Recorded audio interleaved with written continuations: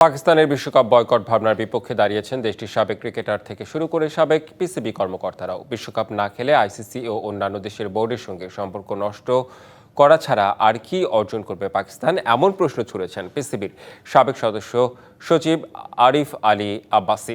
সাবেক চেয়ারম্যান থেকে শুরু করে ইনজাম আমরাও বিশ্বকাপে দল না পাঠানোর কোনো যুক্তি দেখছেন না। বাংলাদেশের ভারতে বিশ্বকাপ না খেলার সিদ্ধান্তকে শুরু থেকেই সমর্থন জানিয়ে আসছিল পাকিস্তান। এমনকি আইসিসির সভায় যখন ভোটাভুটিতে বাংলাদেশের বিশ্বকাপ ভেন্যুর ভাগ্য নির্ধারণ হচ্ছিল, তখনও শুধুমাত্র পাকিস্তানি ভোট দিয়েছিল বাংলাদেশের পক্ষে। আইসিসি আনুষ্ঠানিকভাবে বাংলাদেশকে বাদ দেওয়ার পর তার প্রতিবাদও জানিয়েছিল পাকিস্তান। এমনকি সরকার চাইলে পাকিস্তানও বিশ্বকাপ বয়কট করবে, এই ভাবনায় তারা এখনও অনড়। তবে পাকিস্তানের এই ভাবনার সাথে একমত নন বেশিরভাগ সাবেক ক্রিকেটার এবং পিসিবি কর্তারা। আরিফ আলী আব্বাসি তো প্রশ্নই ছুড়ে দিয়েছেন, বিশ্বকাপে দল না পাঠিয়ে আইসিসি ও অন্যান্য সদস্য বোর্ডের সাথে সম্পর্ক নষ্ট ছাড়া আর কি উদ্দেশ্য হাসিল করবে পিসিবি?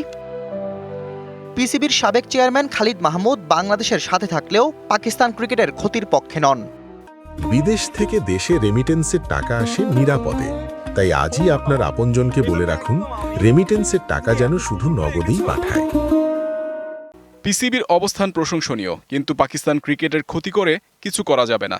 আমাদের মনে রাখতে হবে, পাকিস্তান ছাড়া আর কোনো ক্রিকেট বোর্ড বাংলাদেশের ভারত থেকে ম্যাচ সরানোর দাবিতে সমর্থন জানায়নি। সাবেক ক্রিকেটার ইনজামামও কোনো যুক্তি দেখেন না বিশ্বকাপ না খেলার, বরং বিশ্বমঞ্চে পাকিস্তানের লড়াই দেখার জন্য মুখিয়ে তিনি।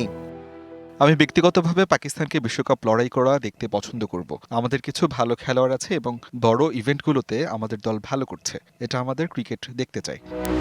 পিসিবি চেয়ারম্যান নাকভি এরই মধ্যে বিশ্বকাপ ইস্যুতে দেখা করেছেন প্রধানমন্ত্রী শেহবাজ শরীফের সঙ্গে। পাকিস্তান বিশ্বকাপ খেলবে কি খেলবে না চূড়ান্ত সিদ্ধান্ত আসছে আগামী শুক্র কিংবা সোমবার। Shahriar Hossain, DBC news desk.